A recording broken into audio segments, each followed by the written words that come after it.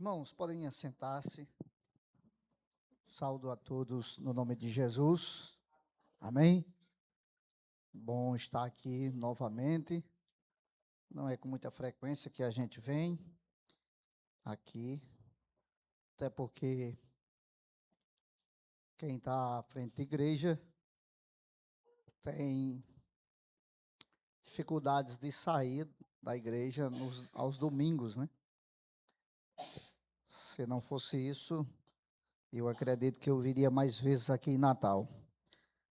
Mas a gente está à frente da igreja, então pode sair aos domingos, só em ocasiões muito especiais.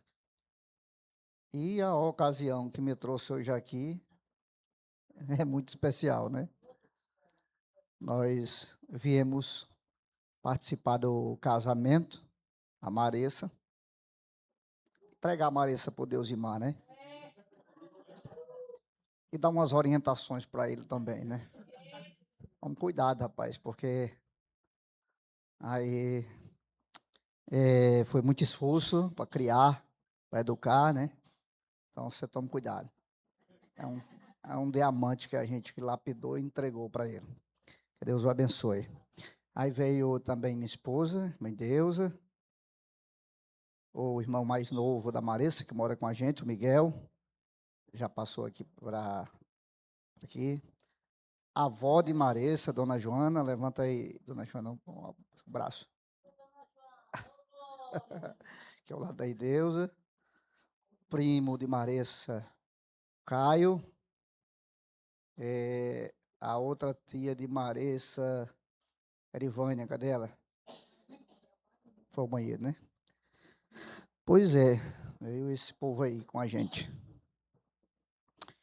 E aí o Kleber me pediu ontem à noite para pregar, e eu até que gostei da ideia, né? Porque faz muito tempo que eu não pregava aqui. E também não sei quando é que eu venho de novo. Quer dizer, pode demorar, mas também pode não demorar tanto, né? Deus é quem sabe.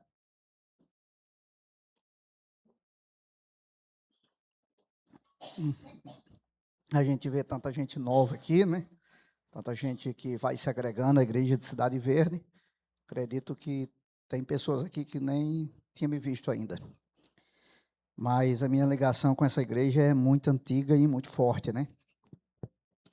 Nós chegamos aqui em 2007, por culpa do pastor Edras, porque eu não vinha me congregar aqui quando cheguei para morar em Natal, mas aí o Edras me convenceu a me congregar aqui, e desde 2007 que a gente tem essa ligação. Fui embora para Mossoró, depois minha filha voltaram para cá, e pronto, aí ficou a ligação, né? Que está aí até hoje. E louvo a Deus por isso. Eu queria que você, mesmo assentado, quero pedir para você abrir a sua Bíblia, num texto apostólico bem conhecido, Epístola aos Efésios, capítulo 2. Epístola aos Efésios, capítulo 2, dos versículos 1 ao 10. Dos versículos 1 ao 10. Glória a Deus.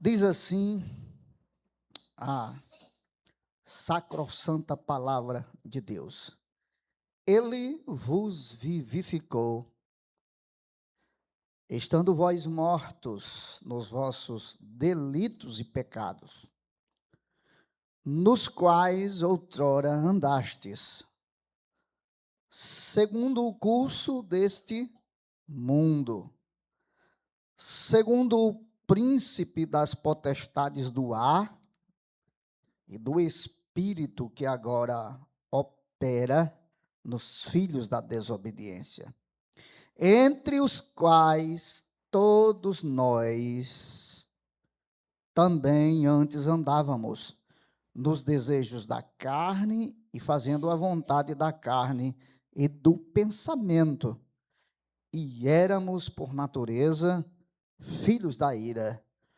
como também os demais. Mas Deus, sendo rico em misericórdia, pelo seu muito amor com que nos amou, estando nós ainda mortos em nossos delitos, nos vivificou juntamente com Cristo. Pela graça sois salvos, para mostrar nos séculos vindouros a suprema riqueza da sua graça, pela sua bondade para conosco em Cristo Jesus. Porque pela graça sois salvos, por meio da fé, e isto não vem de vós, é dom de Deus. Não vem das obras, para que ninguém se glorie. Porque somos feitura sua, criados em Cristo Jesus, para boas obras, a quais Deus antes preparou para que andássemos nela.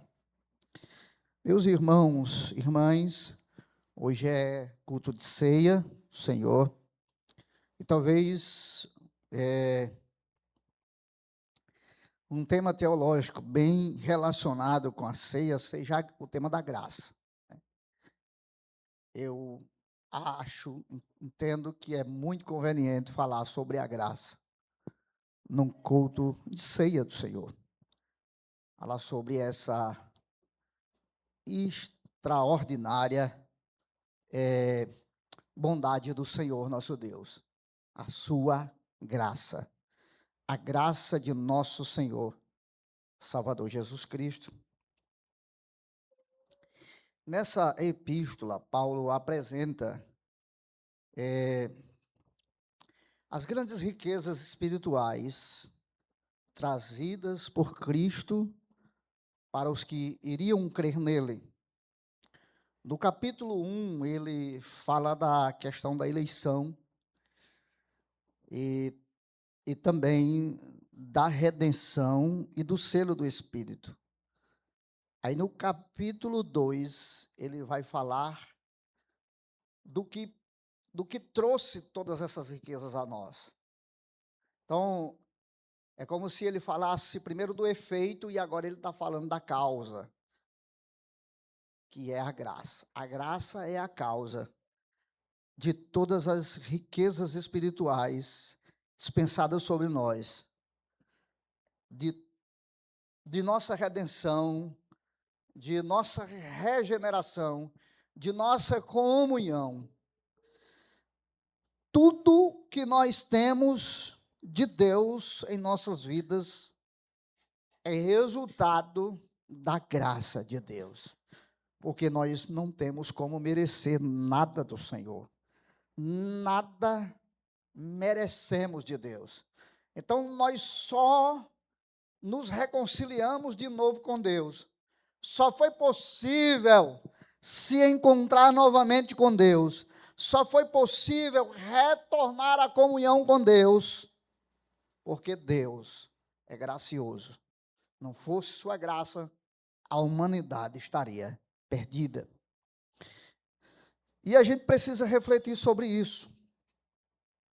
A graça de Deus que não só transformou a nossa vida, como deu um novo rumo para ela.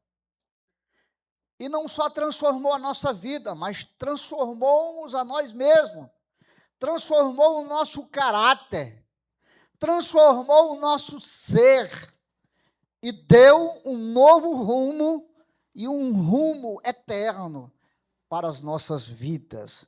Bendito seja o nome do Senhor.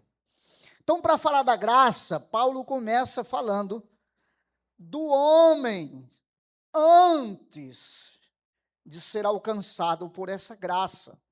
Dos versículos 1 a 3, Paulo fala da condição humana. Ele diz qual é a condição humana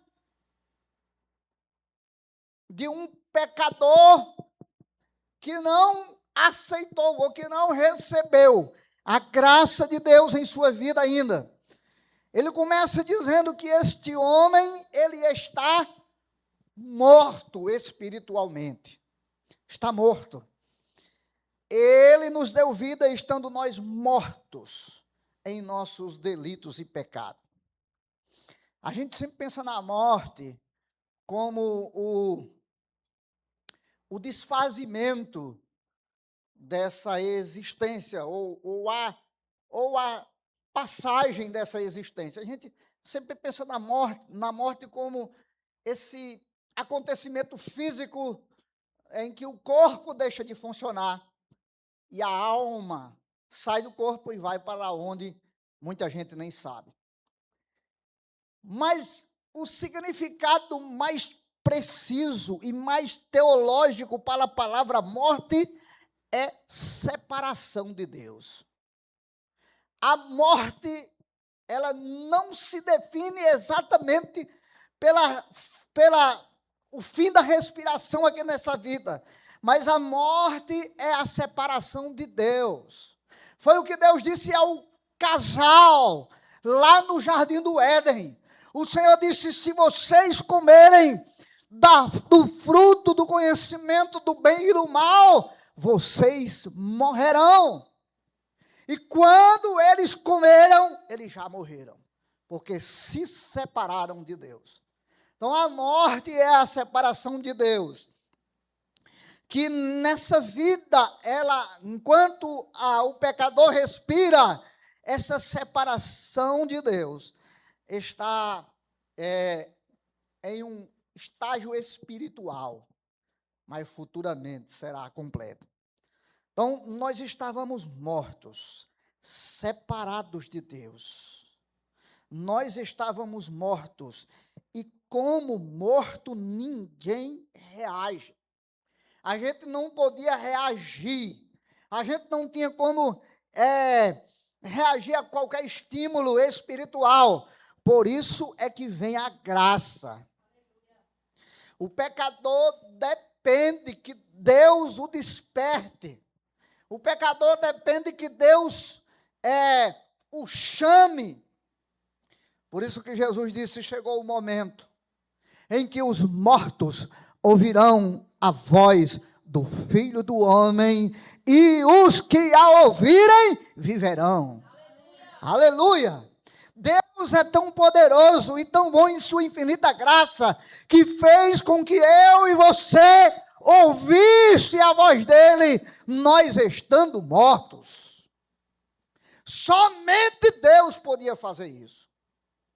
Eu jamais ouviria Deus falar se ele antes não fizesse este milagre, para que eu mesmo morto ouvisse a sua voz. Só Deus. Não é a questão da predestinação fatalística, porque tem uma responsabilidade humana em querer ou não aceitar a graça. A graça é irresistível. A graça é irresistível.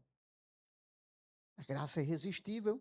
Eu tenho certeza disso, eu tenho convicção disso, porque a Bíblia mostra isso. Quem crê será salvo, porém quem não crê será condenado.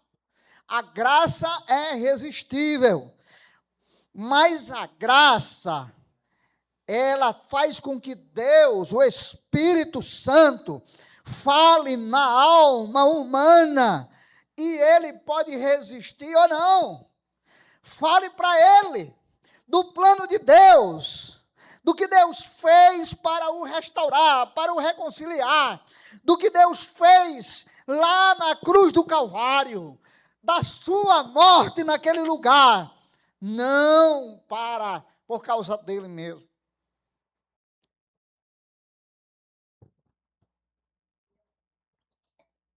A graça é irresistível, mas quem não resiste à graça se encontra com Deus extraordinário. um Deus que a gente cantou tanto aqui hoje. Um Deus maravilhoso, um Deus que nos deu tantas coisas sem que merecêssemos.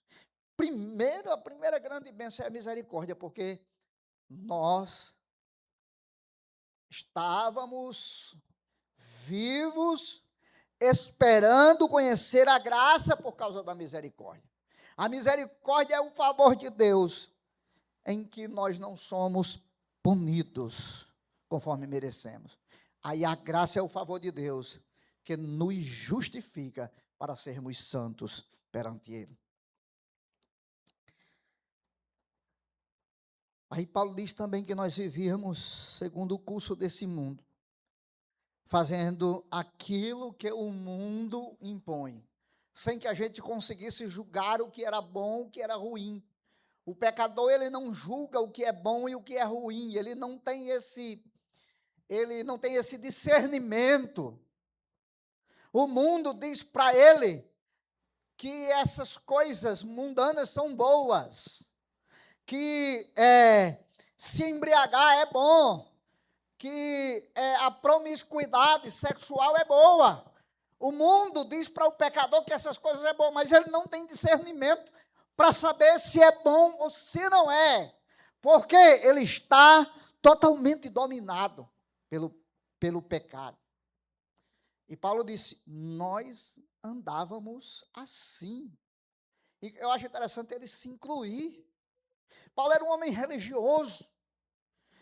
Ele se sobrepunha a todos os jovens na sua idade, na sua época, na religião judaica. Ninguém era melhor do que Paulo na sua religião, mas mesmo com a sua excelente prática religiosa, ele diz, eu era assim também, nós éramos assim, nós andávamos no curso desse mundo, sem poder sair dele. Então, nós andávamos no curso desse mundo. E, por último, nós éramos escravos do pecado. Paulo menciona que o príncipe da potestade do ar, Satanás,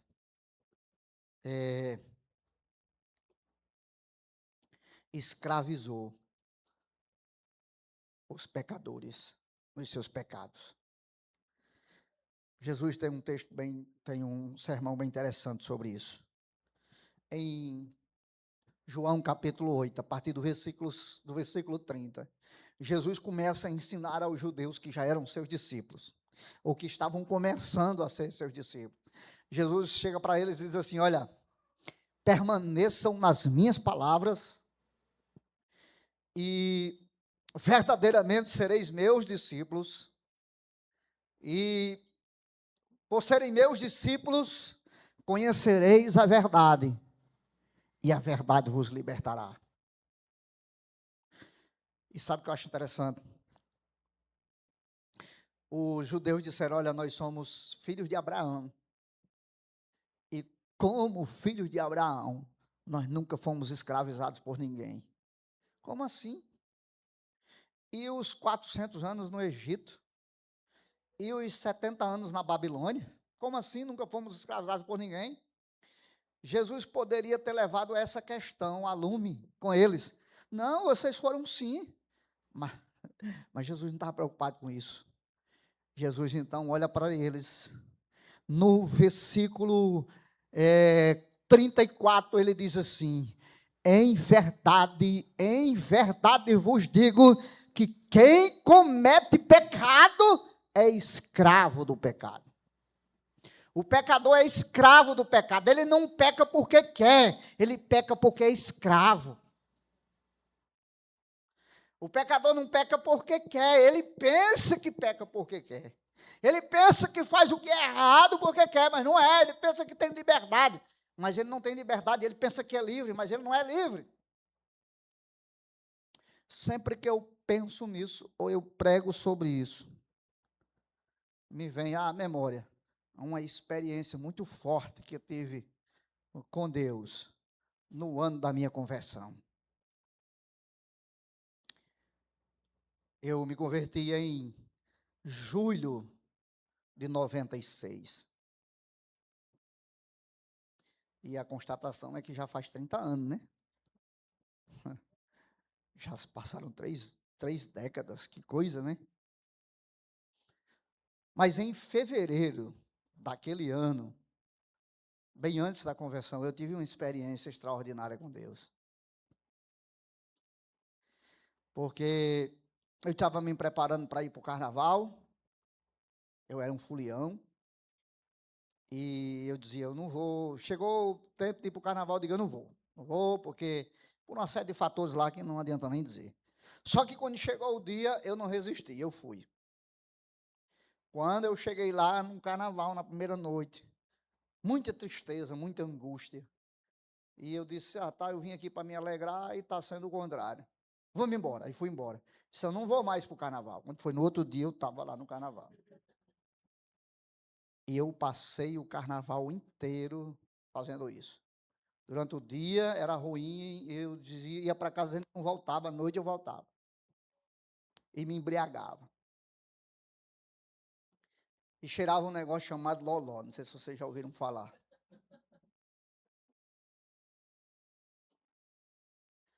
E quando foi no último dia, na terça-feira, quando eu tive a última experiência, à tarde, eu fui saindo do clube e eu olhei para o céu e eu disse, Deus, se o Senhor existir e o Senhor existe, eu faço um negócio contigo agora, para que nunca mais os meus pés me pisem neste lugar. Eu quero que antes do próximo carnaval eu tenha conseguido entregar minha vida ao Senhor. Fiz essa oração lá. E quando foi julho de 2006, eu estava entregando a minha vida para Jesus. E quando foi no período de carnaval de 2007, eu estava adorando ao Senhor no retiro de carnaval. Antes de 2007, né? Eu disse o quê? 97. 90, no carnaval de 97. Eu me converti em 96. No carnaval de 97 eu estava adorando ao Senhor. Passa tal jeito que a gente perde os números, né? E aí, para vocês verem, o pecado que tinha força e poder sobre mim, perdeu a força. Perdeu o poder. Porque Jesus, pelo seu sacrifício, me libertou desse mal. Me libertou na cruz e pela graça, o Senhor não só nos livrou da condenação, do resultado do pecado, como também nos libertou do poder dele. Nós temos que entender que nós não fomos apenas libertados, fomos libertos da consequência dele. Não. Você não foi liberto só da consequência do pecado.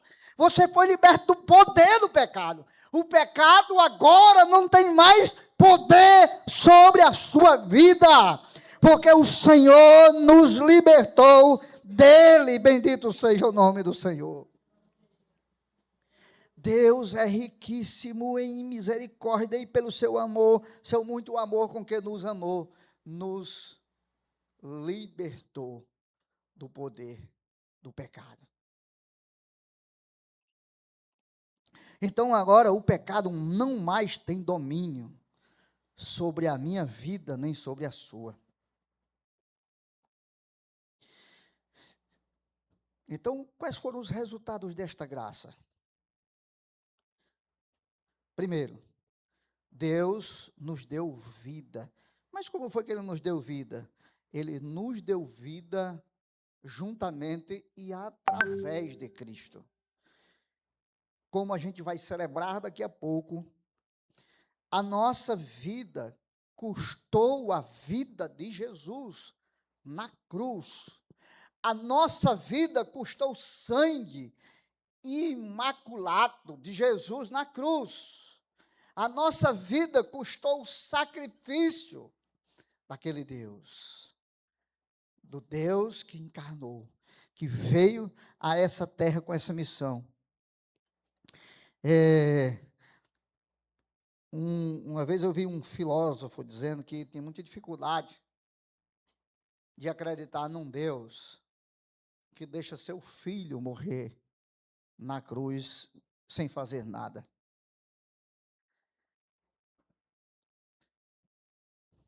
Eu já acho a coisa mais extraordinária de Deus, mais extraordinária do que até mesmo a criação, mais extraordinária do que todas as coisas que ele fez, que são muito lindas, que são complexas, a vida, os seres, mas muito mais extraordinário do que isso é Deus dando as costas para o seu filho naquela cruz, para resgatar a sua principal criação. Bendito seja Deus. E isso ele já sabia desde sempre. Jesus não morreu na cruz naquele momento. Paulo disse que Jesus morreu na cruz antes da fundação do mundo. Ele já sabia bem antes. E isso é extraordinário, Deus dando as costas para o seu filho, para resgatar a sua joia da criação, que era o homem. Bendito seja o nome do Senhor. Já isso, para mim, é a coisa mais extraordinária, é o maior de todos os feitos. O Senhor não quis perder a sua criação, o Senhor não quis perder a mim e a você, o Senhor não quis perder a você que ainda não conhece a Jesus, o Senhor não quis que você fosse para o inferno, o Senhor não quis que você padecesse eternamente nas trevas. Por isso ele veio, na pessoa do seu filho, morrer naquela cruz, para lhe resgatar. Bendito seja o nome do Senhor. E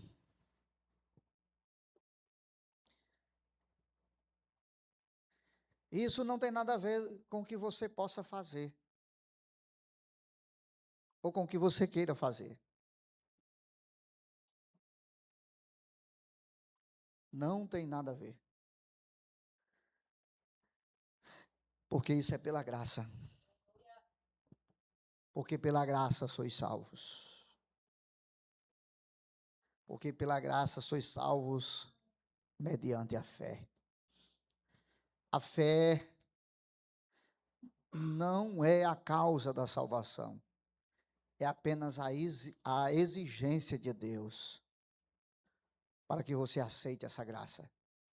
É apenas a exigência de Deus para que você aceite essa graça na sua vida. É a fé. Não vem das obras para que ninguém se glorie. Se fosse possível alguém ser salvo pelas obras,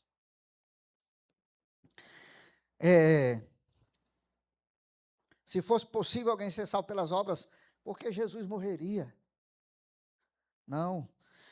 Somente a graça, e a gente precisa viver isso.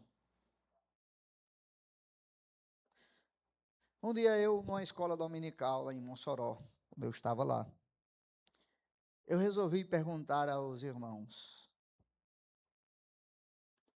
Eu peguei assim, tinha uns jovens e uns adultos, era uma classe só. Eu disse, meus irmãos, vamos pegar aquela mitologia católica.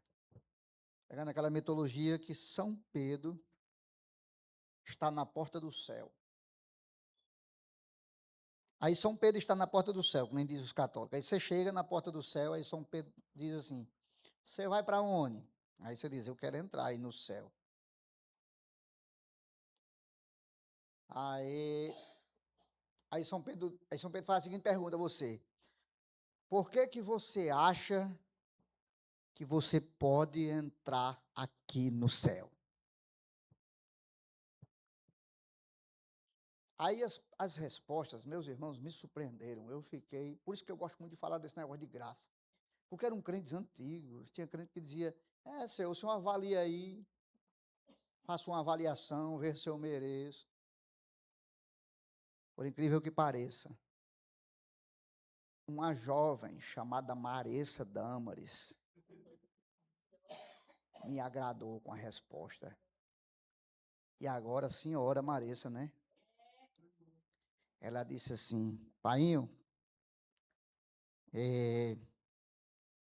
eu vou dizer assim, eu não mereço. Não mereço. Mas Jesus morreu para que eu, sem merecer, entre aí no céu. Glória a Deus. Glória a Deus. Glória a Deus. Antigamente o povo tinha um negócio de se preparar, né? Os crentes se preparavam para ir para o céu, não era? Você lembra? O crente aceitava Jesus, aí ia passar por um período de preparação. Prepara, Senhor, teu céu. O pessoal ia orar por aquelas velhinhas, já no final da vida, né? Aí dizia assim, Jesus, se for da sua vontade, cura a tua serva. Mas se não for, né, Jesus? Prepara e leva. Aí disse que tinha uma senhora que ela estava com câncer de garganta, ela não falava, né? Só fazia assim, alguma coisa com um sonzinho com a garganta, né? Aí o pastor disse, Senhor, cura a tua serva. Aí ela confirmou. Aí disse assim, mas se não for da tua vontade, prepara a tua serva e leva. Aí ela disse,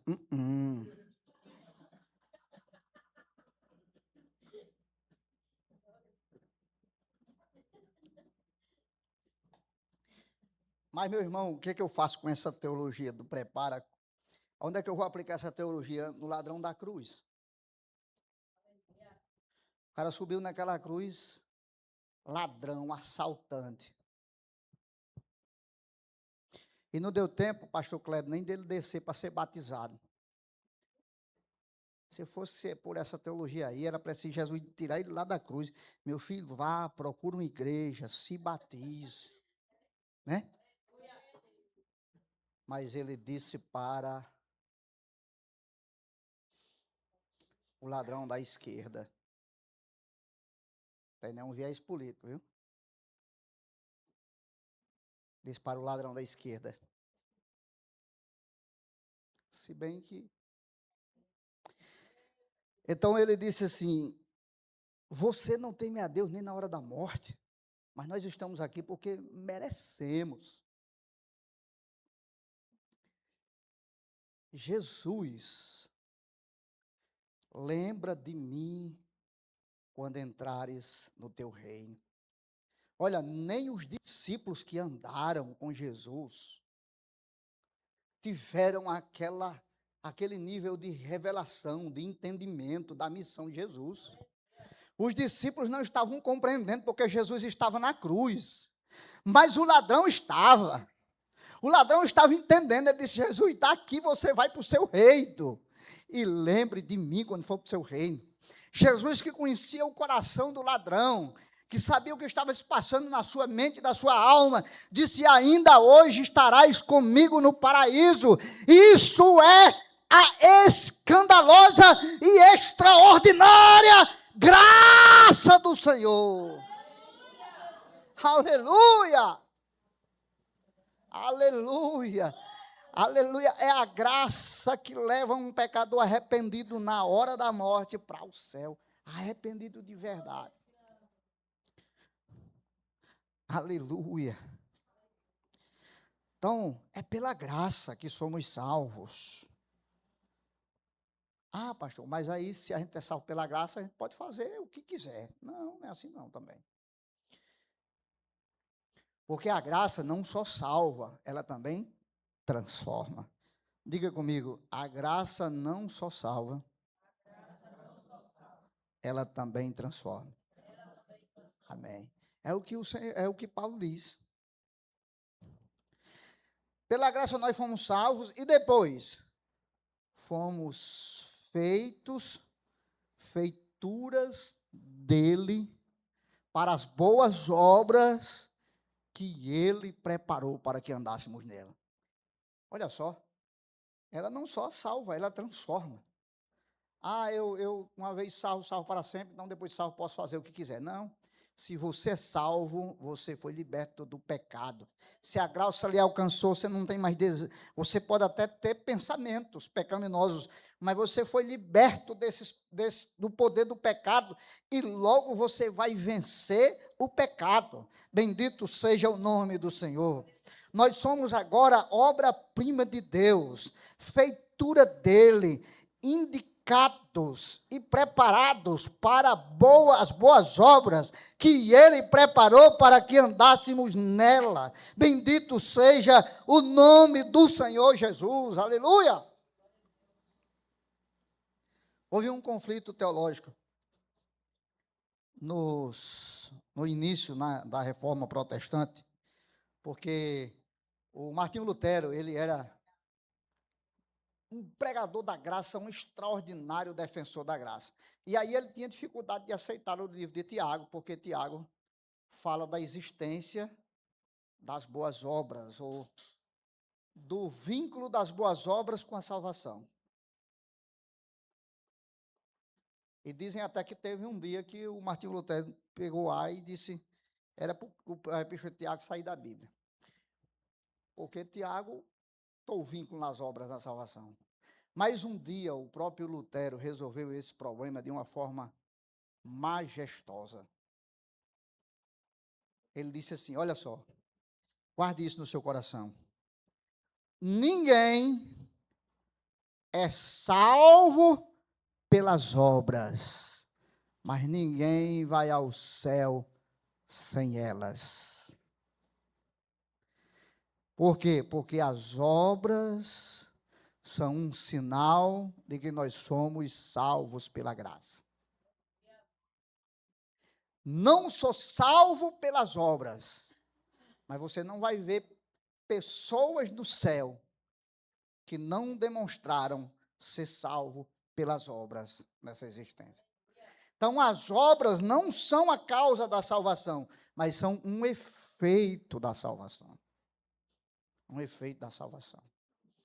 Então, ninguém será salvo pelas obras, mas ninguém também irá para o céu sem elas.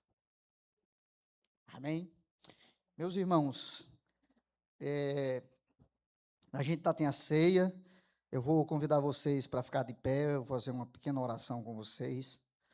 E se tiver alguém que não é crente ainda, ou que está afastado, e quer entregar-se ao Senhor, este é um momento.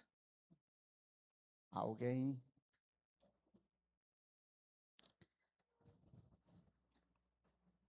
para Jesus, alguém quer se reconciliar.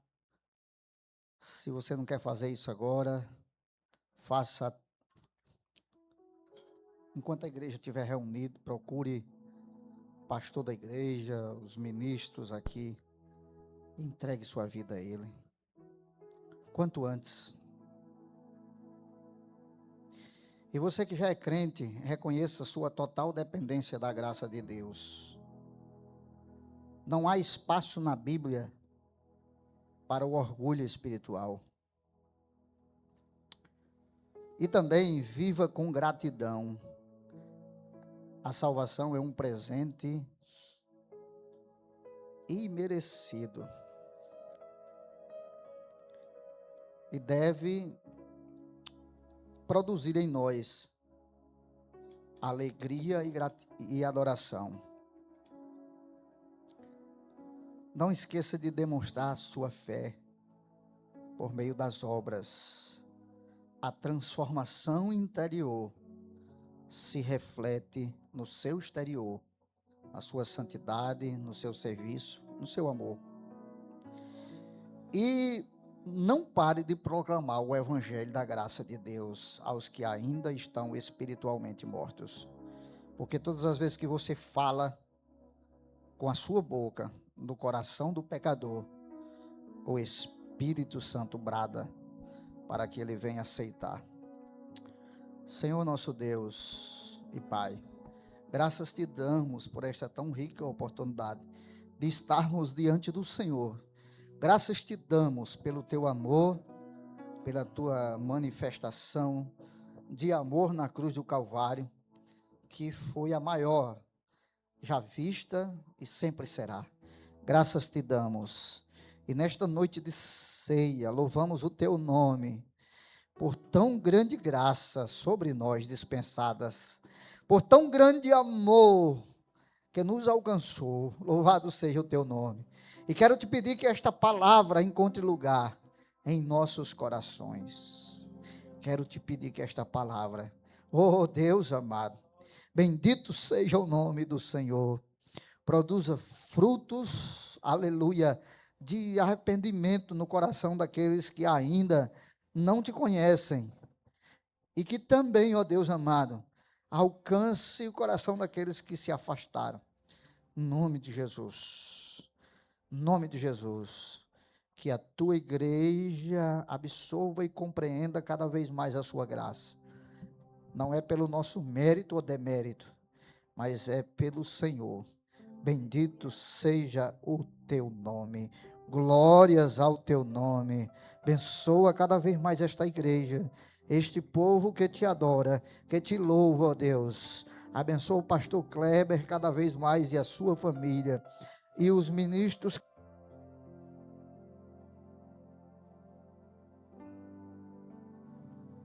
Oi. E os ministros que com ele cooperam, Senhor.